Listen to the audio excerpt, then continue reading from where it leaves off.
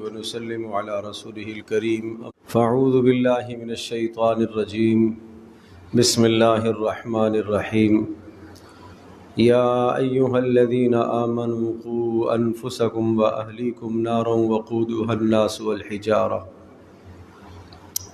عليها ملائكة غلاظ شداد لا يعصون الله ما أمرهم ويفعلون ما يؤمرون وقال الله عز وجل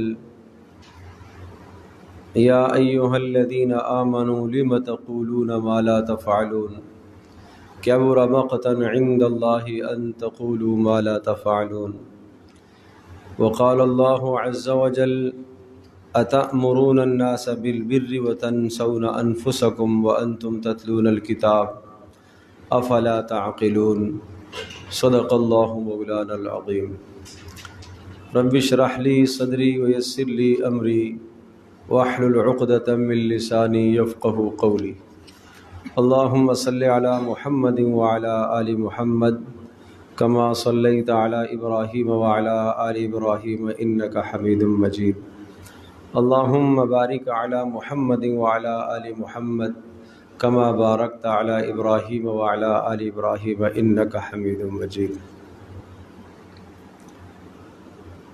گزشتہ نشست میں ہمارا مضمون تھا اولاد کی بے راہ روی۔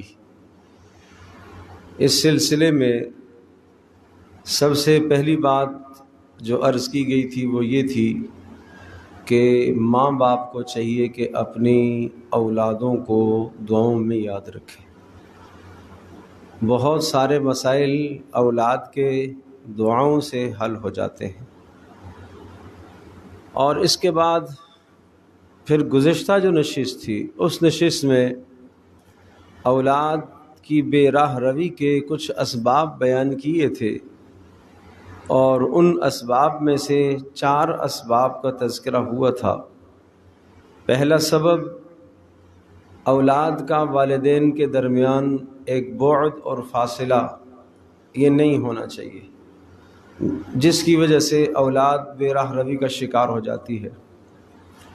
دوسرا عرض کیا تھا کہ دینی تربیت میں کمی، اس کی وجہ سے بھی اولاد بے راہ روی کا شکار ہو جاتی ہے۔ تیسرا عرض کیا تھا کہ والدین کا اپنی اولاد پر اپنی مرضی تھوپنا، ان کو کی صلاحیت کو، ان کے ذہن کو پرکھے بغیر اپنی مرضی ان پر لاگو کر دینا، فرض کر دینا، لازمی کر دینا، اس سے بھی اولاد ماں باپ سے باغی ہو کر بے راہ روی کا شکار ہو جاتی ہے۔ اور چوتھی بات یہ عرض کی تھی کہ ماں باپ اپنی زندگی میں جو کام از خود نہ کر سکے اور ان کاموں کی حسرت رہ گئی، وہ کام اب اولادوں سے کرانا چاہتے ہیں۔ یعنی اپنے خوابوں کو اولادوں میں دیکھنا چاہتے ہیں کہ جو باتیں ماضی میں پوری نہیں کر پائے وہ کام ہماری اولادیں کریں۔ تو اس سلسلے میں سوچ تو اچھی ہے، مگر اگر ذہنوں کی تربیت کو نہ دیکھا جائے اور ذہنی ہم آہنگی کو نہ دیکھا جائے تو بسا اوقات آپ کی سوچیں آپ کی اولاد میں منتقل نہیں ہوں گی، جس کے نتیجے میں باہمی فساد کا اندیشہ ہے۔ آج کی نشست میں جو بات ہمیں عرض کرنی ہے وہ یہ ہے کہ اولاد کی بے راہ روی اس لیے بھی ہوتی ہے کہ ماں باپ کے قول اور فعل میں تضاد ہوتا ہے۔ اپنی اولاد کو راہ راست پر لانے کے لیے سب سے مؤثر ترین 2 اسباب ہیں، جن میں سے ایک سبب ہم پہلے ذکر کر چکے ہیں اور ایک آج ذکر کرتے ہیں۔ اپنی اولاد کو راہ راست پر لانے کے لیے سب سے مؤثر ترین چیز وہ دعا ہے۔ اپنی اولاد کو نیک دعاؤں میں یاد رکھیں۔ اس کے لیے ہم نے گزشتہ نشست میں عرض کیا تھا کہ حضرت ابراہیم علیہ السلام کی 7 دعائیں اولاد کے لیے، ان دعاؤں کو بنیاد بنایا جائے۔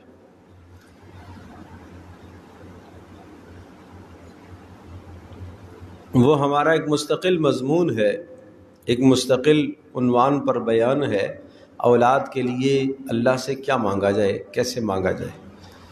درخواست یہ ہے کہ اسے ضرور ملاحظہ فرمائیں، اسے ضرور سن لیں، تاکہ اندازہ ہو کہ ابراہیم علیہ السلام نے اپنی اولاد کے لیے کیا دعائیں کی اور کیسے دعائیں کی۔ تو اولاد کو بہتر کرنے کے لیے مؤثر ترین ذریعہ دعا ہے۔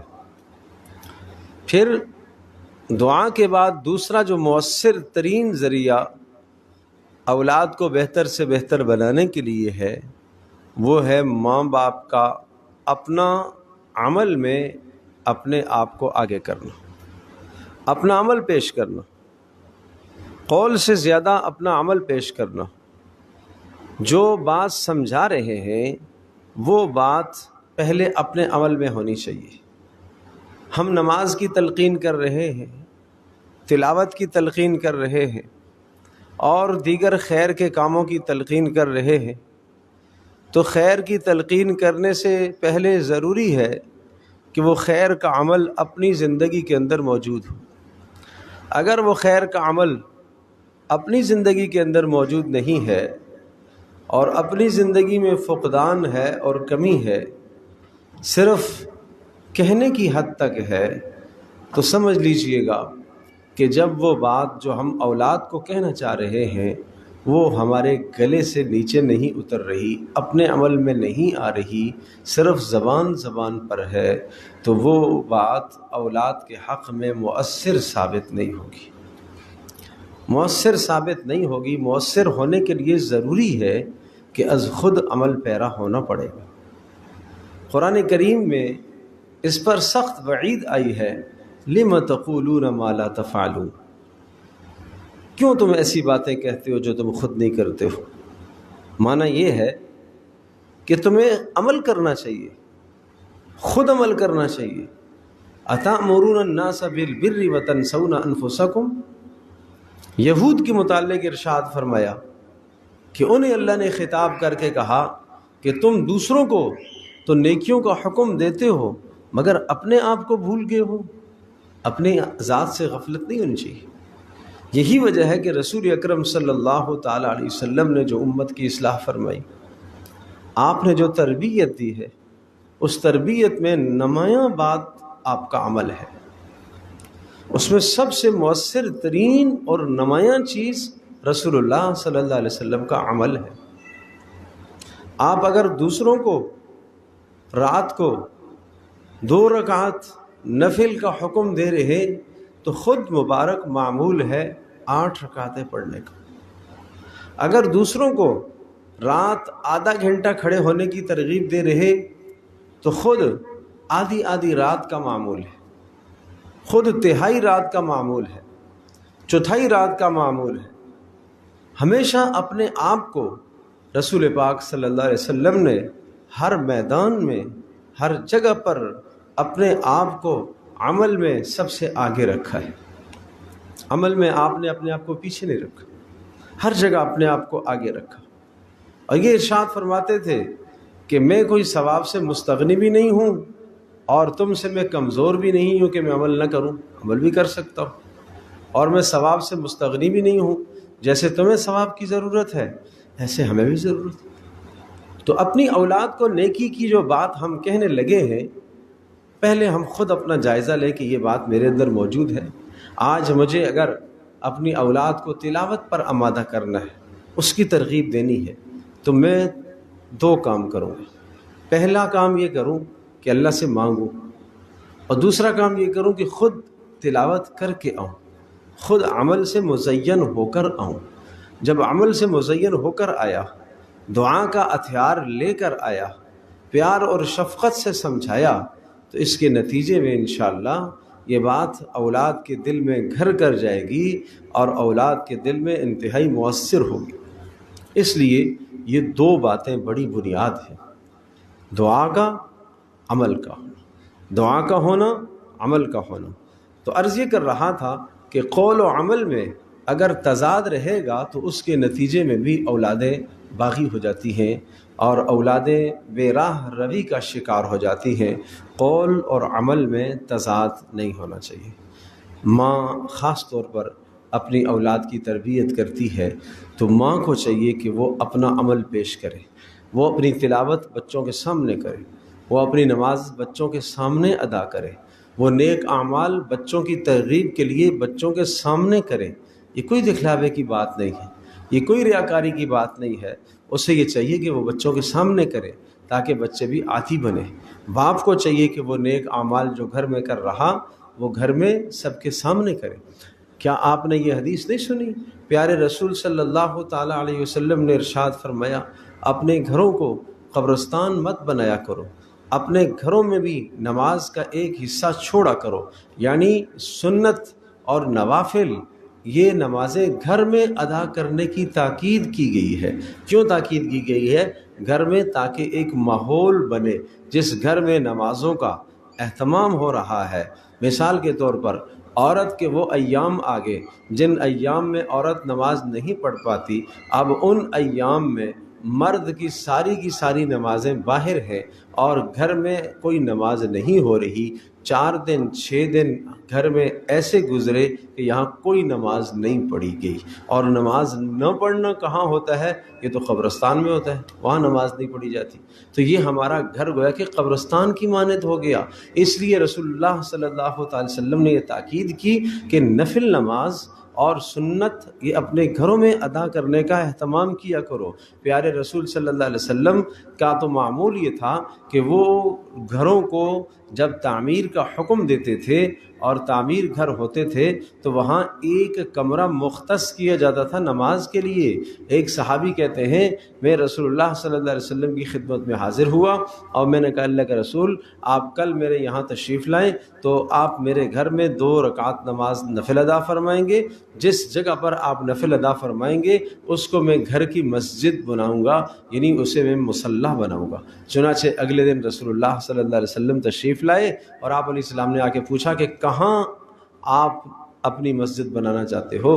تو میں نے اشارہ کیا اللہ کے رسول یہاں پر، تو وہاں رسول اللہ صلی اللہ علیہ وسلم نے کھڑے ہو کے نماز پڑھی اور پھر اس جگہ کو ہم نے مصلی بنا لیا، یعنی گھر کی مسجد ہم نے بنا لی۔ تو یہ گھر کی مسجد کیوں ہے؟ تاکہ بچوں کو ترغیب ہو، تاکہ بچوں کو ترغیب ہو۔ جو بچے مسجد میں نہیں جا پاتے، نہیں جا سکتے چھوٹا ہونے کی وجہ سے، اب وہ بچے لاشعوری طور پر وہ دیکھ رہے ہیں، ماں باپ کے عمل کو دیکھ رہے ہیں، ان اعمال کی نقل کرتے کرتے کرتے بچے میں نماز کی عادت پیدا ہوگی۔ اس لیے میں عرض کر رہا تھا کہ قول و عمل میں تضاد نہیں ہونا چاہیے۔ عمل باپ کو ہمیشہ پیش کرنا چاہیے، ماں کو عمل اولاد کے سامنے پیش کرنا چاہیے۔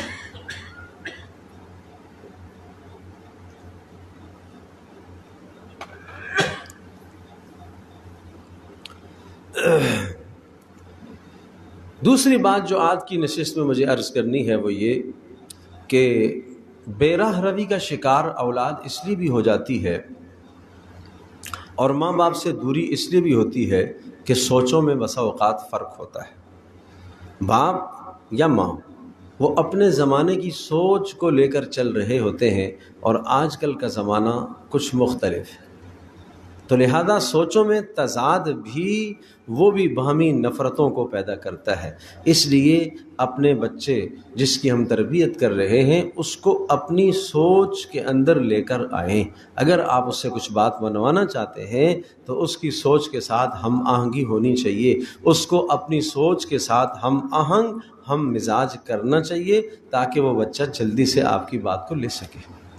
تو سوچوں کا افتراق و اختلاف یہ بھی بہت بری چیز ہے جس سے معاملات بہت دور نکل جاتے ہیں اور اولاد بے راہ روی کا شکار ہو جاتی ہے۔ ذہن قبول نہ کرے کسی بات کو، پہلے ترغیب دے کر، فضیلت سنا کر، بات کر کے، محبت سے، پیار سے، اخلاق سے آمادگی پر لے کر آئیں کہ وہ آمادہ تو ہو۔ اگر اس کی سوچ نہیں ہے اس کام کے کرنے کی، اس نیک عمل کے پورا کرنے کی اس کے اندر سوچ ہی نہیں ہے، صلاحیت ہی نہیں ہے، پہلے اندر سے اسے تیار تو کرے۔ جب وہ تیار ہو جائے گا تو پھر ماننا اس کا آسان ہو جائے گا، پھر آپ کی بات کو قبول کر لے گا۔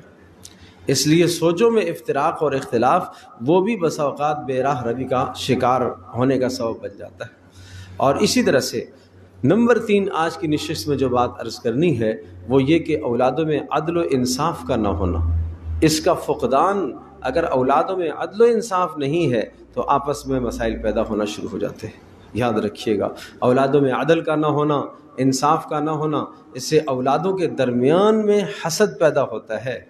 حضرت یوسف علیہ السلام اور یوسف علیہ السلام کے بھائیوں کے درمیان میں جو حسد پیدا ہو گیا، اللہ تبارک و تعالیٰ نے یوسف علیہ السلام کو بہت بڑی نعمتوں سے نوازنا تھا اور مستقبل ان کا بہت بلند ترین ہونا تھا، اور انہوں نے خواب دیکھا کہ 11 ستارے اور سورج اور چاند مجھے سجدہ کر رہے ہیں، اور یہ خواب انہوں نے اپنے والد حضرت یعقوب علیہ السلام سے ذکر فرمایا، اور حضرت یعقوب علیہ السلام نے ارشاد فرمایا کہ اسے اپنے بھائیوں کے سامنے ذکر نہ کرنا، ورنہ وہ آپ کے خلاف کوئی منصوبہ بنائیں گے، اس لیے کہ شیطان کا دشمن، وہ انسان کا دشمن کیا ہے؟ شیطان ہے، تو شیطان انسان کو گمراہی کی طرف لے جاتا ہے۔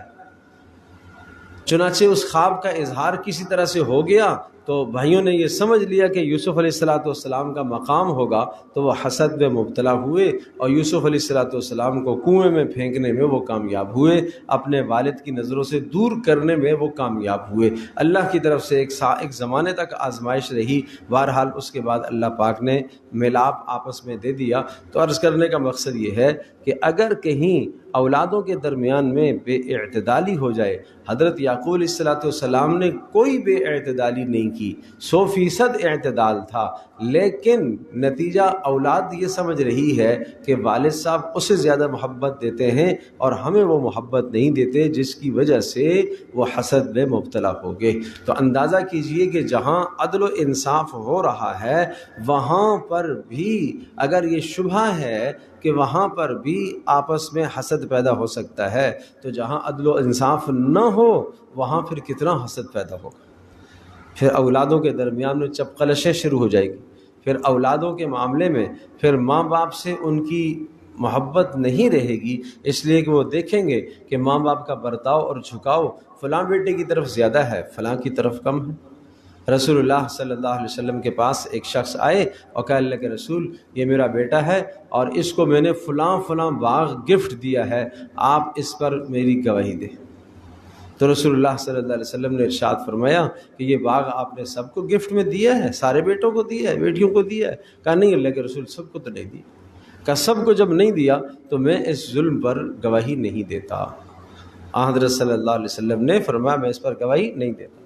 ایک باپ اگر زندگی میں مال تقسیم کرنا چاہتا ہے، ایک ماں اپنی زندگی میں مال تقسیم کرنا چاہتی ہے، تو وہ سارا کا سارا مال لڑکے اور لڑکیوں کے درمیان میں برابر برابر کا تقسیم ہوگا، اس لیے کہ زندگی میں یہ ہدیہ ہے، یہ مال وراثت نہیں ہے، یہ تحفہ ہے، یہ باپ کی طرف سے گفٹ ہے، یہ ماں کی طرف سے تحفہ ہے۔ تو اس تحفے میں سب اولادوں کو، لڑکی اور لڑکوں کو برابر رکھا جائے۔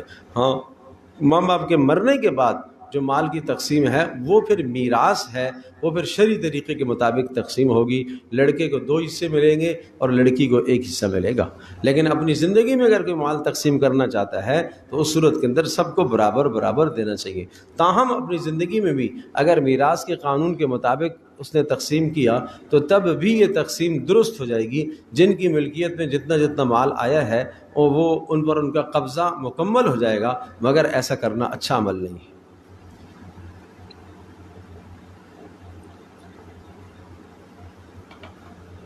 اچھا عمل اس لیے نہیں ہے کہ یہ آپ کی طرف سے عطیہ ہے، عطایا ہے، اور دینے میں ایسا نہیں ہونا چاہیے، عدل کرنا چاہیے۔ اولادوں کے درمیان میں محبت میں بھی عدل کیا جائے، اور توجہ دینے میں بھی عدل، انصاف، محبت دینے میں بھی عدل و انصاف۔ ایک بیٹے کے گھر میں آپ زیادہ دن رہتے ہیں، دوسرے کے گھر میں آپ تھوڑے دن رہتے ہیں، ایک گھر میں آپ ہفتہ 15 دن رہتے ہیں اور دوسرے کے پاس آپ جاتے ہیں، صبح جاتے ہیں شام کو واپس آ جاتے ہیں۔ یہ بے اعتدالی ہے، یہ بے اعتدالی ہے۔ اس بے اعتدالی کے نتیجے میں اولاد بغاوت پر اترتی ہے، اولاد نافرمان ہونا شروع ہو جاتی ہے۔ اس لیے عدل و انصاف کیا کرو۔ حدیث پاک میں صاف صاف حکم ہے، سووا بین اولادکم، اپنی اولادوں کے درمیان میں برابری کیا کرو۔ اپنی اولادوں میں برابری کیا کرو، خاص طور پر برابری کا حکم دیا۔ اور نمبر 4 آج کی نشست میں جو بات عرض کرنی ہے وہ ماں باپ کی جانب سے محبت کا نہ ہونا۔ محبت کی کمی بھی بسا اوقات اولاد میں نفرت پیدا کرتی ہے، اور محبت کی کمی بالکل نہیں ہونی چاہیے۔ ہر کام میں حوصلہ افزائی کی جائے، بچوں سے پیار کیا جائے، بچوں سے محبت کی جائے، مگر بچوں سے پیار اور محبت اس حد تک ہو کہ بچہ آپ سے بے تکلف ہو کر آپ سے باتیں سیکھ سکے۔ آپ اتنا اس کو پیار اور محبت نہ دیں کہ وہ سر پر سوار نہ ہو جائے، وہ باپ بن کر نہ بیٹھے، وہ اس کو بیٹا ہی رہنا ہے۔ اسی میں اس کے لیے خیر ہے، اسی میں اس کے لیے عافیت ہے۔ آپ کے اور اس کے درمیان میں ایک فاصلہ بھی ہونا چاہیے، اور اس کو اپنے ساتھ بے تکلف کرنا، اپنے ساتھ اٹیچ کرنا اور جوڑنا صرف اس لیے ہے تاکہ میں صحیح اس کی تربیت کر سکوں، تاکہ میری بات کو وہ لے سکے۔ تو اس بات کا بھی خیال رہے، محبت میں کمی نہ ہو، محبت میں کمی نہ ہو۔ یہ اولاد کو شکایت نہ ہو کہ جناب والد صاحب تو فلاں بیٹے سے بہت محبت کرتے ہیں اور مجھ سے محبت نہیں کرتے۔ اولادیں بڑی حساس ہوتی ہیں، بڑی حساس ہوتی ہیں، بچے بچیاں یہ حساس ہوتے ہیں، اور یہ مناظر وہ دیکھتے رہتے ہیں۔ ماں باپ کا چہرہ اگر پھرا ہوا دیکھتے ہیں، فرمانبردار بچوں کے لیے یہ بات ناگوار ہے۔ فلاں بھائی آتا ہے تو ابو کا چہرہ کھل جاتا ہے، فلاں بہن آتی ہے تو اماں کا چہرہ کھل جاتا ہے، اور ہم داخل ہوتے ہیں گھر کے اندر تو امی اور ابو کا چہرہ نہیں بدلتا، اسی طرح سے تلخی میں رہتا ہے۔ تو اس کا مطلب یہ ہوا کہ ان اولادوں کو آپ اپنے سے باغی کر رہے ہیں۔ تو آج کی نشست میں مجھے یہ 4 باتیں عرض کرنی تھی۔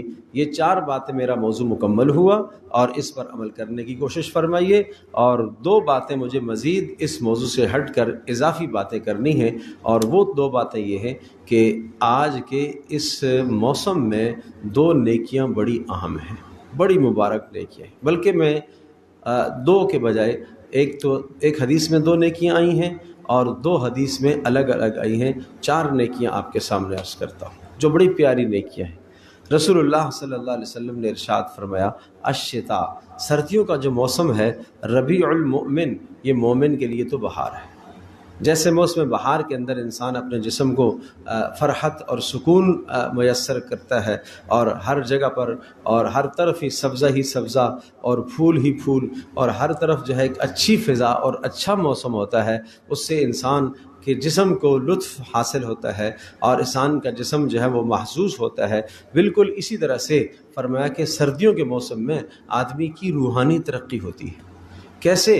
ارشاد فرمایا کہ دن جو ہے سردیوں کا مختصر ہو جاتا ہے، اور آدمی روزہ رکھنا آسان آدمی کے لیے ہو جاتا ہے۔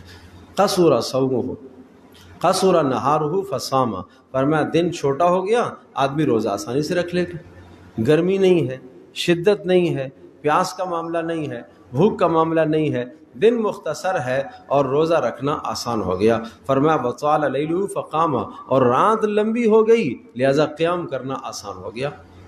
رات کو قیام کرنا آسان ہو گیا، اس لیے کہ جناب آرام سے نیند پوری ہو جاتی ہے، اور نیند پوری ہونے کے بعد فجر سے آدھا گھنٹہ پہلے، صبح صادق سے 1 گھنٹہ پہلے آدمی اٹھ جائے، اور تہجد بھی آدمی کو نصیب ہو جاتی ہے۔ تو یہ 2 نیکیاں آپ نے ایک حدیث میں ذکر فرمائی ہیں، ایک حدیث میں آپ نے یہ باتیں بتائی ہیں کہ یہ مومن کے لیے تو سردیوں کا موسم موسم بہار ہے، اس میں روزے کا بھی اہتمام کیا جائے، اور اس میں راتوں کے قیام کا بھی اہتمام کیا جائے۔ اور 2 نیکیاں آپ نے اور ارشاد فرمائی ہیں، ایک نیکی تو پورے سال سے تعلق رکھتی ہے، اور ایک نیکی ایسی ہے جس کا تعلق سردی سے ہے۔ پورے سال سے تعلق رکھنے والی نیکی کیا ہے؟ آپ نے فرمایا کپڑا پہنانا۔ جو آدمی کسی مسلمان کو کپڑا میسر کرے گا، اللہ پاک اسے جنت کا جوڑا پہنائے گا۔ سردیوں میں عام طور پر ہم اپنے بچوں کے لیے کپڑے لیتے ہیں، گرم کپڑے لیتے ہیں، تو اس سلسلے میں ہم اس کی بھی کوشش کریں کہ غرباء مساکین کے لیے بھی ہمیں اپنے گھر کے 4-6 افراد مل کر ایک گرم جوڑے کا انتظام کر لیں۔ جہاں گھر کے اندر جو ہے وہ 10 جوڑے گرم آئے، تو ایک 11واں جوڑا بھی گرم آ جائے صدقے کی نیت سے، 2 جوڑے صدقے کی نیت سے آ جائیں، 3 جوڑے صدقے کی نیت سے آ جائیں۔ اسی طرح سے جناب پاؤں میں پہننے والے موزے، اور اسی طرح سے جرابیں، گرم ٹوپی، اور اسی طرح سے لحاف، کمبل، اس قسم کی چیزیں جو سردی کا سامان ہے، ضرورت پڑتا ہے، اور بعض گھرانوں میں ضرورت پڑتا ہے۔ کراچی میں تو ویسے بھی اتنی سردی نہیں پڑتی، لیکن ہمارے اندرون سندھ کے علاقوں کے اندر، پنجاب میں کتنی شدید سردی پڑتی ہے۔ کوئٹہ میں کتنی شدید سردی پڑتی ہے، اور کتنے لوگ ایسے ہوتے ہیں کہ جن کے پاس سردیوں کے اسباب نہیں ہیں اور سردیوں کا سامان نہیں ہے. اگر ہم نے ان کو ایک جوڑا میسر کر دیا یا لباس میسر کر دیا تو کیا ارشاد فرمایا کہ اللہ پاک اس کے بدلے میں جنت کا جوڑا عطا کرے گا. کتنی بڑی فضیلت کی بات ہے، جنت کا جوڑا اللہ عطا کرے گا. اور چوتھی نیکی جو مجھے عرض کرنی ہے وہ یہ کہ سردی کے موسم میں اسباغ الوضو علی المکارہ، جب جی نہ چاہتا ہو وضو کرنا، جی نہ چاہتا ہو وضو کرنا، صبح پانی ٹھنڈا ہے مگر اٹھ کے وضو کرتا ہے اور مکمل وضو کرتا ہے اطمینان سے، آرام سے، اور سنتوں کی رعایت رکھتے ہوئے، مستحبات کی رعایت رکھتے ہوئے، مکروہات سے بچتے ہوئے وضو کرتا ہے، تو یہ ارشاد فرمایا کہ یہ درجات کی بلندی کا ذریعہ ہے. اس طرح سے وضو کرنا درجات کی بلندی کا ذریعہ ہے. اور جب جی نہ چاہ رہا ہو ٹھنڈے پانی سے، اس وقت وضو کرنا یہ درجات کی بلندی کا ذریعہ ہے. تو 4 اعمال میں نے بتائے سردیوں کے موسم سے متعلق. ایک تو جناب سردیوں کے اندر دن مختصر ہو جاتا ہے، روزہ رکھنا آسان ہوتا ہے، رات لمبی ہوتی ہے، قیام کرنا آسان ہو جاتا ہے، اس لیے مسلمان کے لیے یہ موسم بہار کی طرح ہے. اور دوسرا عرض کیا کہ پیارے رسول صلی اللہ علیہ وسلم نے جوڑا کسی کو اگر فراہم کیا، اس کے بارے میں ارشاد فرمایا کہ اللہ پاک اس کو جنت کا جوڑا عطا کریں گے. اور اسی طرح سے ایک یہ ہے کہ جب جی نہ چاہتا ہو اس موقع پر آدمی وضو کرنے کا اہتمام کرے. اللہ پاک ہمیں عمل کی توفیق عطا فرمائے. اور اس سلسلے میں ہمارا الحمدللہ فکر آخرت ویلفیئر فاؤنڈیشن یہ کام کر رہی ہے. اور الحمدللہ سردیوں کا جب موسم آتا ہے تو ہم کپڑے خرید کر ضرورت مندوں تک ہم پہنچاتے ہیں. اس میں ہماری کوشش ہوتی ہے کہ جہاں ہمیں اطلاع ملتی ہے اور جہاں ساتھی ہمارے رابطے کرتے ہیں، یا خاص طور پر جن علاقوں کے اندر ہماری کلاسیں لگی ہوئی ہیں، مثلاً KPK میں، اسی طرح سے اندرون سندھ میں، گلگت میں اور ایبٹ آباد میں، جہاں جہاں ہماری کلاسیں کام کر رہی ہیں وہاں ہم یہ سامان ضرورت کا بھجوا دیتے ہیں. تو جو بچے پڑھ رہے ہوتے ہیں انہیں ملتا ہے تو وہ شوق سے یہ سامان استعمال بھی کرتے ہیں، اور مخیر حضرات کے لیے دعائیں بھی کرتے ہیں، اور مخیر حضرات کے لیے جنت کا بھی ایک بہت بہترین سامان ہے. تو اس سلسلے میں بھی بڑھ چڑھ کے حصہ لیجئے. اور ایسا بھی ہے کہ جو لباس پہننے کے قابل ہو، اتنا بوسیدہ نہ ہو، مگر آپ نہیں پہننا چاہتے، آپ نے نیا خرید لیا ہے، تو وہ پرانا لباس بھی دیا جا سکتا ہے. پیارے رسول صلی اللہ علیہ وسلم نے ارشاد فرمایا کہ وہ لباس پرانا، وہ جو کسی اور کے لیے تو نیا ہے، تمہارے لیے تو پرانا ہو گیا مگر کسی اور کے لیے نیا ہے. تو اس سلسلے میں بھی اپنا حصہ شامل کریں. انشاءاللہ ان قریب جو ہے 2-4 دن میں اس سلسلے کو ہم آگے بڑھائیں گے. تو جس نے اس سلسلے میں جو ہے وہ تعاون کرنا ہے وہ بھی اپنے تعاون کو ملائیں اس میں، تاکہ کسی تک کپڑا اور سردی کا کوئی سامان پہنچ جائے اور ہماری آخرت کا سامان پیدا ہو جائے. اللہ پاک عمل کرنے کی توفیق عطا فرمائے.